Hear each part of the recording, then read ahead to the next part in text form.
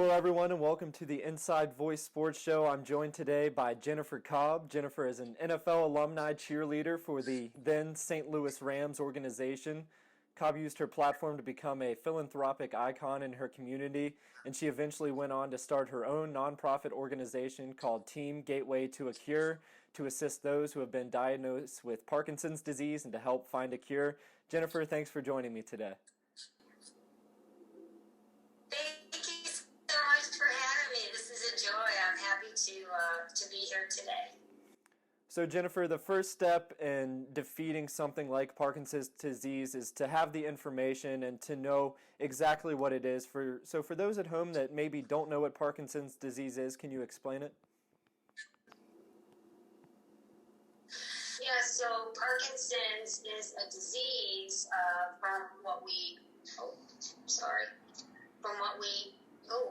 can you see me? Okay. From what we understand through research and science revolution is it actually starts in the gut and it manifests itself up into the brain and it showcases itself through symptoms physically. As you see, people who have Parkinson's, there's a lot of tremoring with their arms and legs, their gait, their step is shuffled. They shuffle their step when they walk. Their voice projection is very soft. And then later on, in the later stages, they develop Lewy bodies, dementia, and eventually their brain shuts down and they pass away. But there's actually a couple of things that a lot of people aren't really aware of is that there's two types of Parkinsonisms. There's the Parkinson's that if you are diagnosed early in your life, let's say in the 40s age group, it's actually connected to genetic. If you're diagnosed with it later on in life, there's actually an environmental factor. For instance, Muhammad Ali, the champ, he was diagnosed with it later on in life, and there was a lot of trauma and stress environmentally to him through the career of boxing, which actually led him to start his foundation, which I was honored to have met his widow, Lonnie Ali, and she had shared with me that Muhammad's legacy before he passed on was to focus on caregiver support for Parkinson's and what that looks like. On the flip side, Michael J. Fox's foundation, which I've collaborated efforts with, raises millions of dollars for research, and we don't have a cure for Parkinson's. The other side to the disease is caregiver support and what that looks like. And so Team Gateway to a Cure, we focus our efforts on not only raising funds for research, but also supporting the caregivers in the home that are giving hope and comfort back to their loved ones that are battling not just Parkinson's, but all brain diseases, Alzheimer's, dementia, Lewy bodies, ALS, MS, aneurysms, concussions. So actually I was given the honor of giving a personal tour by Lonnie Ali to out in Scottsdale, Arizona, to tour the facility of Muhammad Ali Parkinson Center. And it is, I gotta tell you, it is so cool. It looks like the inside of a home. It is a laboratory geared for caregivers and to coach them on how to be the best support in the home for their loved ones. Because at the end of the day, most of the time when you're at home battling Parkinson's, you might have a fall and your caregiver is your loved one. They need to be equipped on how to take care of a fall, how to get them in and out of bed, how to give them their medication, how to navigate through the home to be the best support caregiver for them. And so with the marriage of the two entities of Michael J. Fox's foundation and the Muhammad Ali Parkinson Center, Team Gateway to a Cure allows us to really recognize what not only Parkinson's is, but how to be the best support for your loved one. That's great, Jennifer. And really, what inspired you to start your organization? My father, he was diagnosed right around the time when Michael went public in 1999 with the disease. And I really didn't know much about Parkinson's. And so through the years, I watched the disease debilitate my father, Ty Cobb, the same name as the baseball player. And it broke my heart. It devastated me because I still looked at him as if I was stuck as a 16-year-old looking at this iconic hero in my life, frail and debilitative, and there wasn't anything I can do.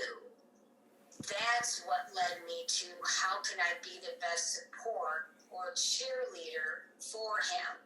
And given that I was an NFL cheerleader with the Rams, for inaugural season when Miss Frontieri brought them from LA to St. Louis through Super Bowl year, I retired and allowed myself to use that platform to use my voice to talk about caregiver support and what that looks like and how to cheer on your loved ones at home and how to be the best support for them.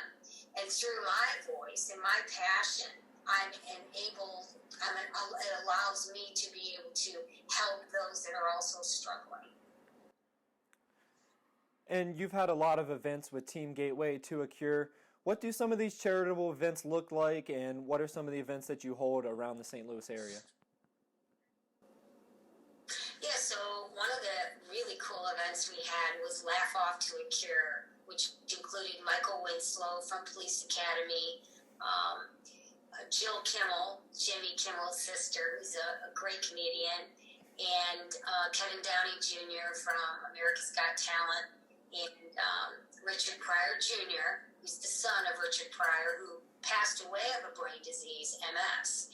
And collaborating with these amazing comics, I wanted to bring back the laugh and the joy instead of the sadness that comes from the disease.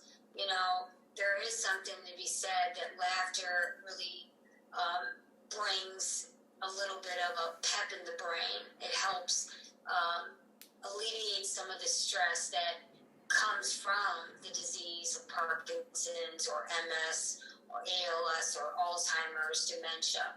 And if the loved ones, the caregivers, can also go through a little bit of a laugh to get their mind off of what they're going through, that was the purpose and the reason for Laugh Off to a Cure. We raised a lot of money. The money was donated back to Michael J. Fox's foundation as well as the Muhammad Ali Parkinson Center. And then some of the money actually stayed in St. Louis and we gave it to a caregiver support program, which also led to Strike Out Parkinson's, which was a Cardinal game that we had last year. The Cardinals hosted a game, kind of a theme around the 80s when Michael's movie was really popular, and a percentage of ticket sales went back to Team Gateway to a Cure, and we donated the money back to a caregiver support program.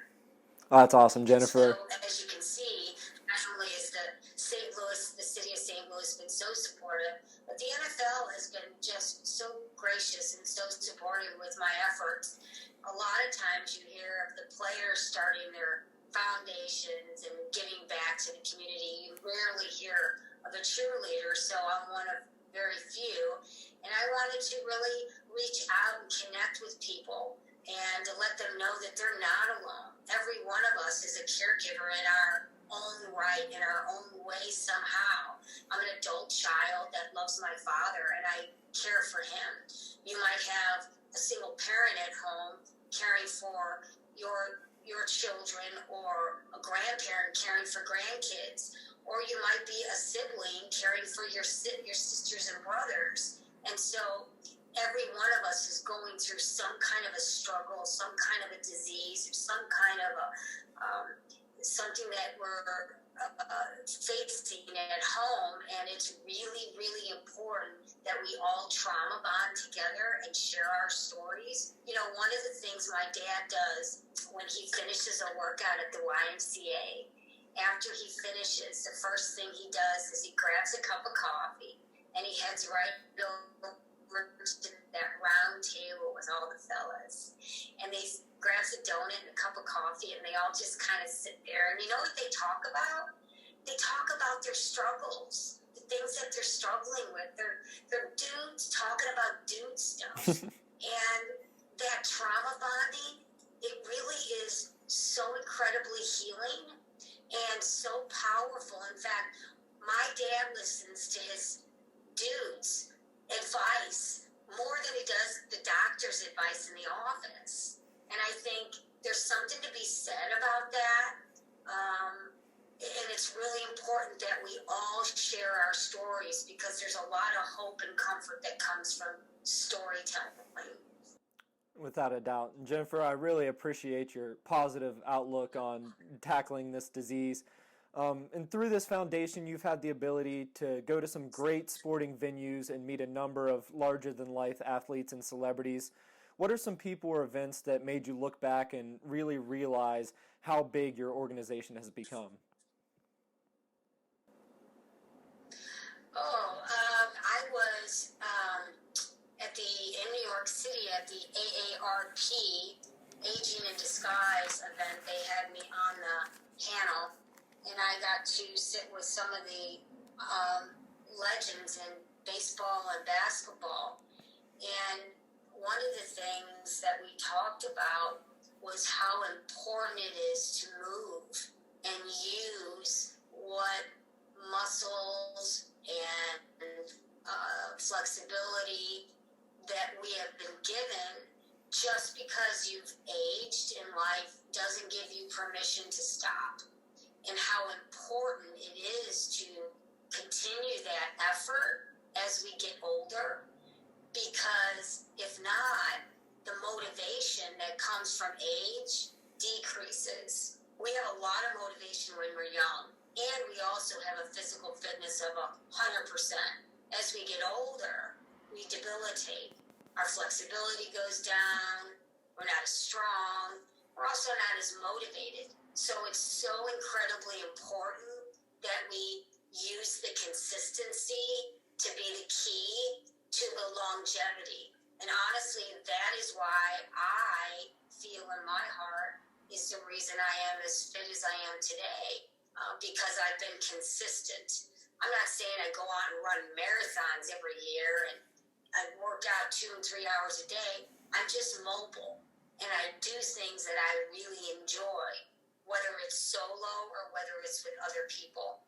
So I think it's really important that we find what we really are good at, what we really enjoy, and use that to the best of our capability. Okay. And a lot of your events feature cheerleaders from professional teams. Of course, you were a past cheerleader for the Rams. What were your experiences like being a cheerleader, and how did that prime you for a life of service in your community? You know, we are qualified. We have mandatory to reach a certain amount of service hours, and it's in our contract that we have to get that accomplished through the year, the players as well as the cheerleaders. And I never really got the opportunity to really be involved in a charity, so this was a really great way for me to give back. And after getting that taste of that, I was really excited about starting my own foundation. Okay. And obviously the coronavirus has kind of put a damper on any events going on right now. But just tell me about some events that you have planning coming up in the near future and how people can get involved in donating to your organization. You know, I've actually stopped the fundraising efforts of events, and really we're starting to really focus on talking and communicating and really raising the awareness of caregiver support and what that looks like. One of the things that we're starting is, I don't know if you had a chance to go on the website and look at the trailer for the movie. That movie, A Race for Another Day, is it's in post-production and soon to be released. And we're in the early stages of starting a book. And each chapter will be a story from a public figure who's also a caregiver, and sharing their story and what they're going through and how it changed their life. And then also we're starting a podcast, and it's going to be called Generation C for Caregiver. And the stories from listeners will be able to share for others. You know, one of the things that's pretty interesting that when we post through social media, we post a picture or something that we're going through, and the first thing we do when we wake up in the morning is we log on and we look at the comments. And those comments are people sharing stories. And those stories kind of feed us. They help support us and give us hope and comfort of what we're going through. And it's the same thing with podcasting and what you're doing today. And I think it needs to be said that the more that we talk and communicate and trauma bond and talk about our stories that we're going through, there's so much healing that is behind that I think it needs to be recognized. And so those are the sort of things right now that we're looking at doing in the next coming months. That's really awesome, Jennifer. Once again, we're here with Jennifer Cobb. She was an NFL alumni cheerleader for the St. Louis Rams. She eventually went on to start her own nonprofit organization called Team Gateway to a Cure for those who have been diagnosed with Parkinson's disease and to help find a cure. Jennifer, thank you for coming on with us today. We wish you all the best of luck. Stay healthy, stay safe, and hopefully we can get back to normal here soon. And you too. And if anyone wants any more information, you can go on our website, www.teamgatewaytoacure.org.